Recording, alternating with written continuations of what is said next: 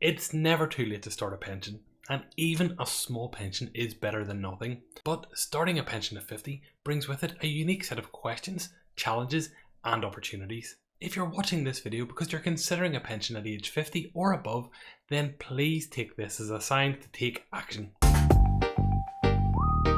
Hello and welcome to Founded Money. My name is Connor, and on this channel I help people like you to earn more, save more, and invest for their retirement. If you're asking yourself, well, why should I listen to Connor? Why the hell should I take orders from you? Well, that's a very good question. I'm an early retiree who has followed the principles of the financial independence retire early movement to save and invest enough to retire at the grand old age of 40. But you're so old. Nowadays, I put content here on YouTube and over on my website founder.co.uk to help others to do exactly the same. There are many reasons why you might not have a pension, or are only considering it at a late stage in life. Before we get into today's video, I want you to remember one thing, that your past is no indication of your future.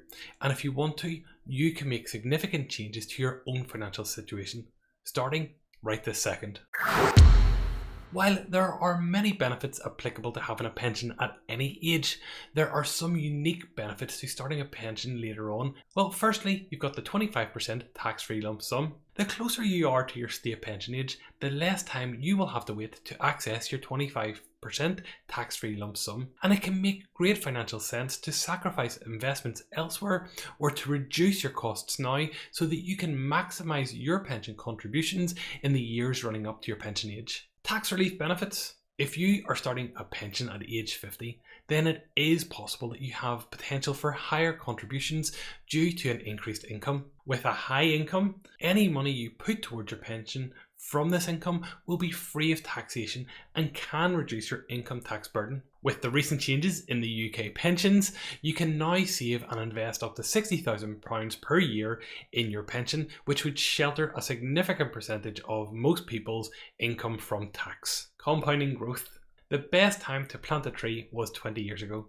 The second best time is right this second. It's true that the magic of compound interest works better over decades versus years, but even 10, 15 or 20 years ahead of retirement can allow compound interest to work in your favour. In this example, right here, I show what saving and investing £10,000 per year can do over 10, 15 and 20 years. For every £10,000 you can afford to put into your pension every year and you invest that money, you could expect to receive £169,000 in 10 years, £311,000 in 15 years, or £522,000 in 20 years. This calculation does assume that you're investing £10,000 per year over 10, 15 or 20 years and that you are achieving an 8% return on that investment. And as you can see, it doesn't take long before you start to see serious growth in those investments. The key, of course, is to just get started. Do it! While the benefits of starting a pension will work to your advantage, there are, of course, some considerations and potential drawbacks that you need to consider. There's a shorter time frame for your contributions to grow. You are still young, but time is not on your side when it comes to your investments, and especially when it comes to the potential for growth that you can attain through compound interest. With that said, the more you can put into your investments as early as possible, the better opportunity you will have to maximise any potential return. Higher contributions are required to catch up. Putting more into your pension to catch up is a wise move, especially with the tax incentives for doing so. However, we do need to be mindful that to maximise your pension contributions in the current tax year, you would need to be earning at least £60,000 per year. Understand how much money you make. There are many reasons why you may not have previously started a pension.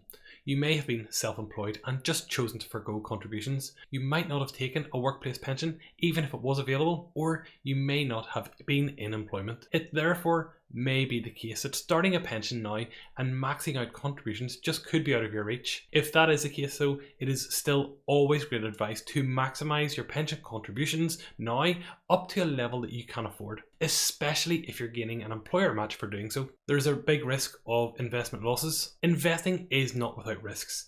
And to achieve higher return on your investments, you need to be willing to accept a certain level of risk. Choosing less risky assets often results in less or slower growth of your money. Generally speaking, over the long term, your investments should return a positive value in excess of what you've put into it, your contributions. However, it may also be the case that your investments are at a depreciated value when you need to draw them down. With a shorter investing timeline, you are at the risk of higher volatility in the markets. But remember, your investments may go up and down in value, but you only make gains or losses when you actually sell them. When it comes to drawing down your pension, only then do you need to decide whether or not it's a good time to retire.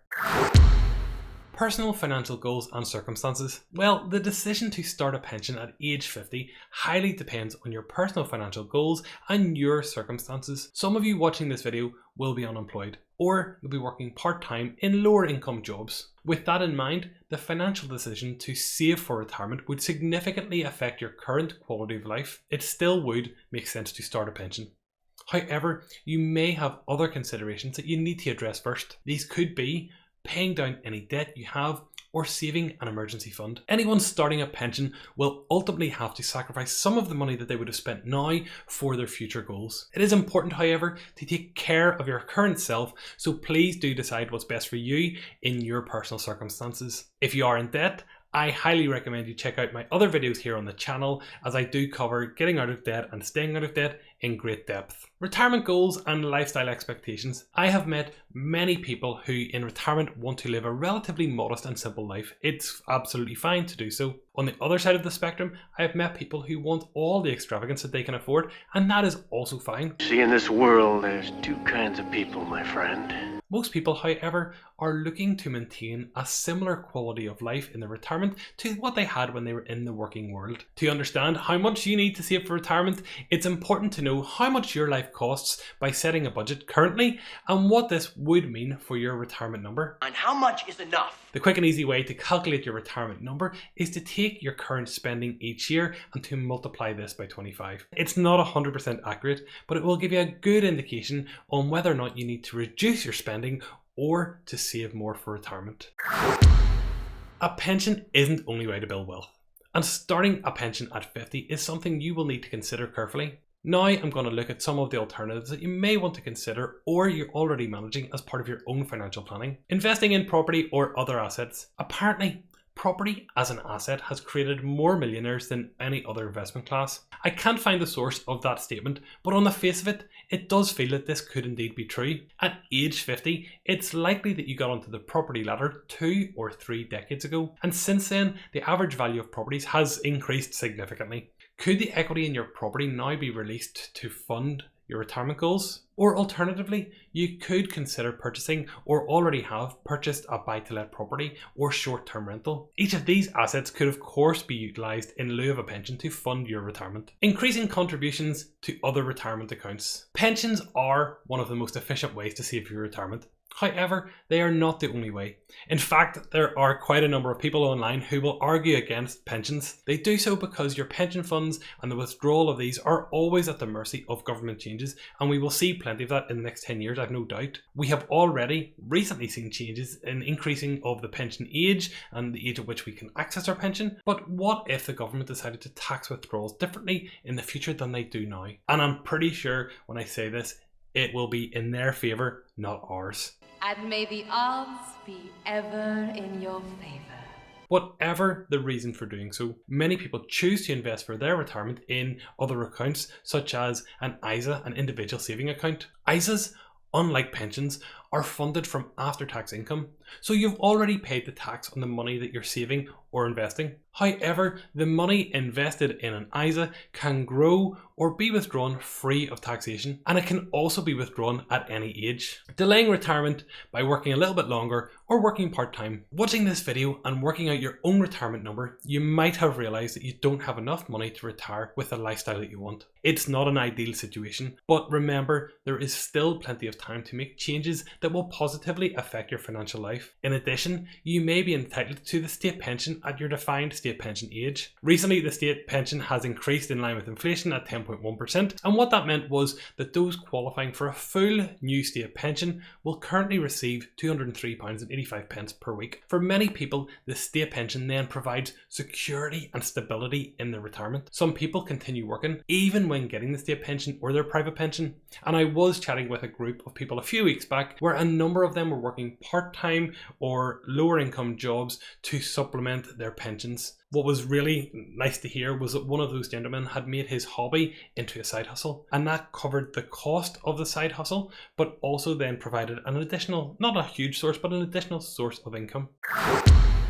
Not having a pension at age 50 isn't common, I'll be honest with you there, but neither is it the end of the world. There is still ample time for you to make life-changing decisions that can benefit your quality of life now and in your later years. A pension is not the only option either, and while it is more common to have one, other investments such as property are an equally valid way to support your financial needs in retirement. Your circumstances are unique to you, and by watching this video, you've already made first positive steps to deciding whether or not you need to start a pension at age 50. I would say yes, but it will depend on your circumstances. And as always, thank you so much for watching Founded Money. My name is Connor, and if you're interested in learning more about investing for retirement at any age, in particular over 50, then please check out my website. It's founded.co.uk, or subscribe to this channel where I'll be sharing more videos just like this each and every week. Thanks again for watching and have a great day. Bye bye.